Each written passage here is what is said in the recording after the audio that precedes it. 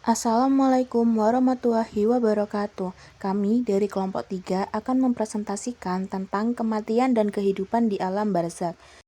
Sebelumnya, perkenalkan anggota kelompok kami, Adam Satria Maulana, Ardam Miftahul Fadilah, BC Viola Sadira Kansa, Gifari Abror Ardiansyah, Meha Rensi Naila Vega, Nadifa Nilna Salsabila Balkis, Naurah Rayani Azahra, Raisyah Najla Priyambudi, dan Sekar Salsabila Damayanti. A. Kematian. Kematian merupakan kepastian bagi seluruh makhluk bernyawa dan tidak dapat dihindari oleh siapapun. Bagi manusia, kematian adalah pintu gerbang menuju kehidupan akhirat. Orang yang lalai dan tidak mempersiapkan diri akan mengalami su'ul khotimah. Sedangkan orang yang beriman dan beramal soleh akan memperoleh husnul khotimah.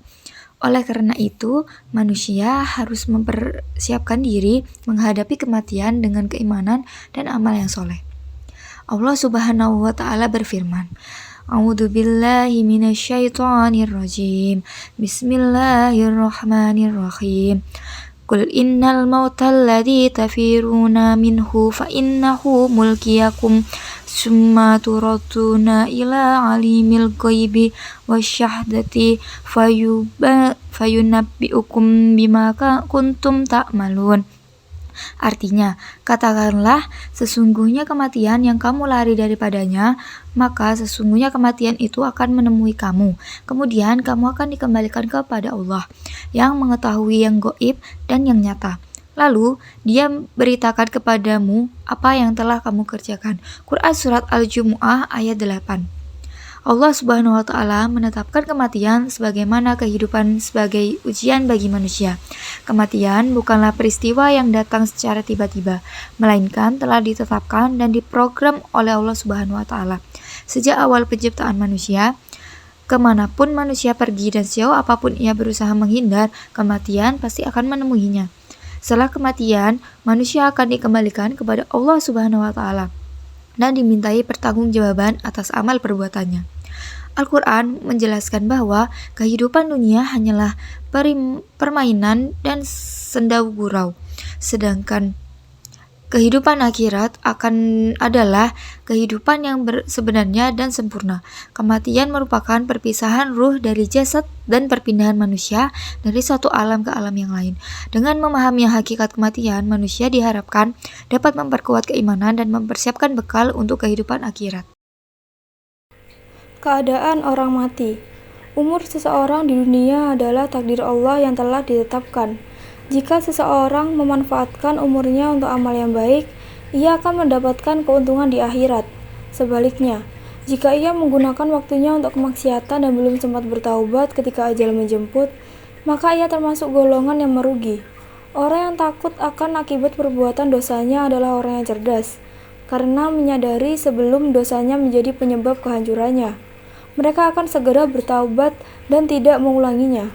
Ibnu Mas'ud berkata, seseorang yang beriman setiap kali melihat dosanya, seolah-olah sedang duduk di bawah gunung yang khawatir menimpa dirinya. Hadis riwayat Bukhari. Proses kematian berbeda-beda. Malaikat Israfil mencabut nyawa dengan cara yang berbeda, keras atau lembut. Quran Surat An-Nazi'at ayat 1-2.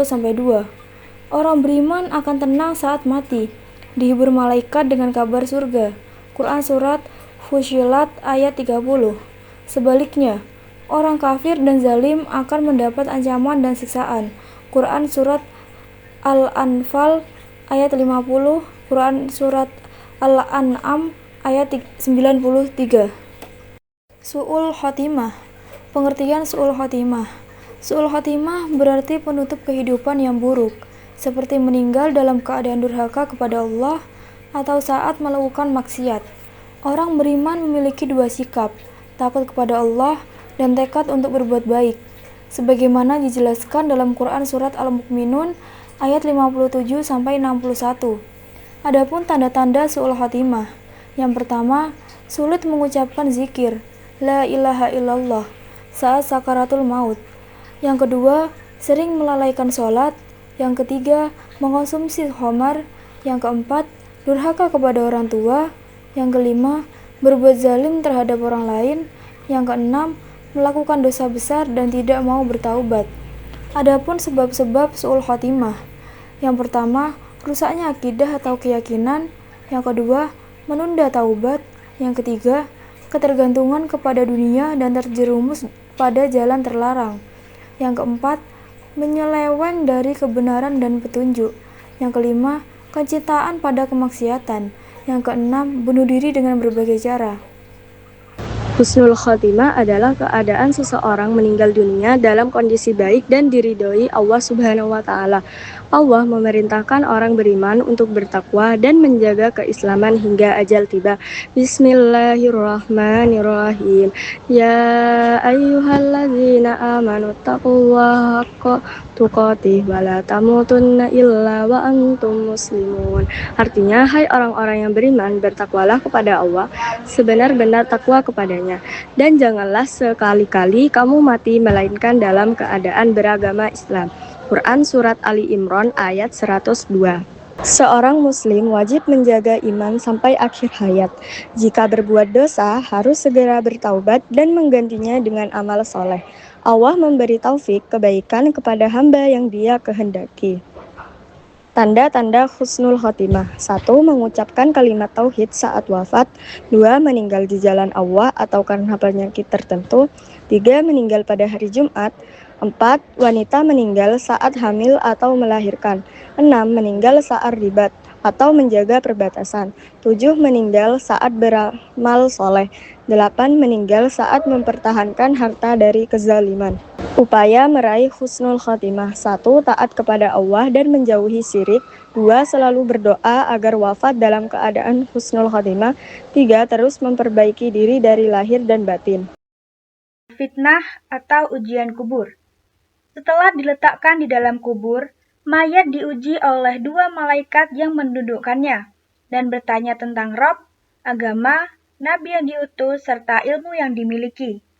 Bagi orang mukmin, mereka menjawab benar dengan, Robku adalah Allah, agamaku Islam, beliau utusan Allah, dan aku membaca serta membenarkan kitab Allah, sehingga mendapat hamparan syurga, wangi syurga yang meluas, serta kunjungan seorang laki-laki berwajah tampan yang berkata, bergembiralah dengan apa yang menyenangkanmu, inilah harimu yang engkau telah dijanjikan. Lalu, ketika ditanya, siapakah engkau? Ia menjawab, akulah amal baikmu, membuat ruh mukmin berdoa kepada Allah. Robku, tegakkanlah hari kiamat, sehingga aku akan kembali kepada istriku dan hartaku. Sedangkan, bagi orang kafir, mereka menjawab, Hah? Aku tidak tahu, pada semua pertanyaan. Lalu, mendapat hamparan neraka, panas dan asap yang menyempitkan kubur, serta kunjungan seorang laki-laki berwajah buruk yang berkata, terimalah kabar yang menyusahkanmu. Inilah harimu yang telah dijanjikan kepadamu. Lalu, ketika ditanya, siapakah engkau? Ia menjawab, akulah amal burukmu. Sehingga, ruh kafir berdoa kepada Allah, Robku, janganlah engkau tegakkan hari kiamat. Pengertian barzah. Secara terminologi, barzah adalah suatu alam yang terdapat di antara dunia dan akhirat, yang pada saat itu roh manusia yang sudah meninggal dunia berada di alam tersebut untuk menunggu datangnya hari kebangkitan atau yaumul ba'ats, yang merupakan awal dari kehidupan akhirat.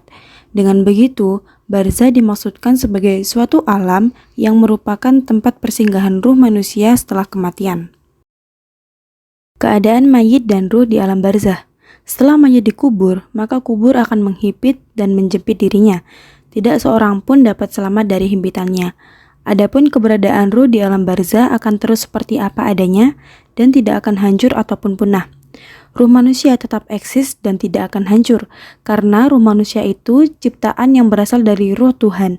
Oleh sebab itu, ruh dalam ajaran Islam ditegaskan tidak akan hancur dan akan terus ada, sebagaimana dijelaskan Allah dalam Quran Surat As-Sajdah ayat 9, Quran Surat Al-Hijr ayat 29, Quran Surat Shad ayat 72, Quran Surat Al-Anbiya ayat 91, dan Quran Surat At-Tahrim ayat 12.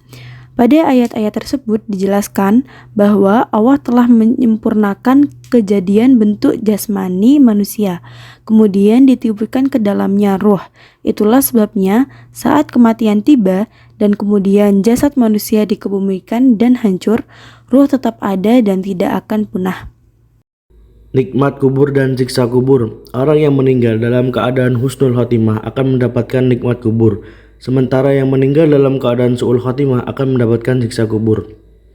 Barzah tidak hanya dikhususkan bagi para nabi, rasul, syuhada, dan orang mukmin saja, akan tetapi juga disediakan untuk para kafir yang membangkang seperti Fir'aun dan pengikutnya. Di alam barzah, manusia akan mendapatkan pertanyaan kubur, kesenangan atau kesulitan sesuai dengan derajat keimanannya. Alam barzah merupakan tempat penelitian bagi orang-orang yang beriman untuk meringankan perhitungan mereka di akhirat. Kondisi manusia di alam barzah dapat dikelompokkan menjadi 3, yaitu yang pertama ada kelompok orang yang mendapatkan nikmat dan kebahagiaan, yakni adalah orang yang beriman dan meninggal dalam keadaan husnul khatimah, dan juga orang-orang yang mendapatkan pengampunan dari Allah SWT. Inilah karunia bagi orang-orang yang soleh. Kemudian yang kedua ada kelompok orang yang mendapatkan siksaan dan kesengsaraan. Inilah siksa bagi orang-orang kafir, durhaka, berdosa, zalim, para tiran, dan semacamnya. Kemudian yang ketiga ada kelompok orang yang dibiarkan saja tanpa kenikmatan dan tanpa siksaan. Mereka seperti tertidur saja dan serentak ketika hari kiamat tiba. Ini adalah kondisi orang-orang yang melakukan maksiat dan dosa di dunia, tetapi tidak sebesar dosa dan maksiat yang dilakukan oleh kelompok kedua.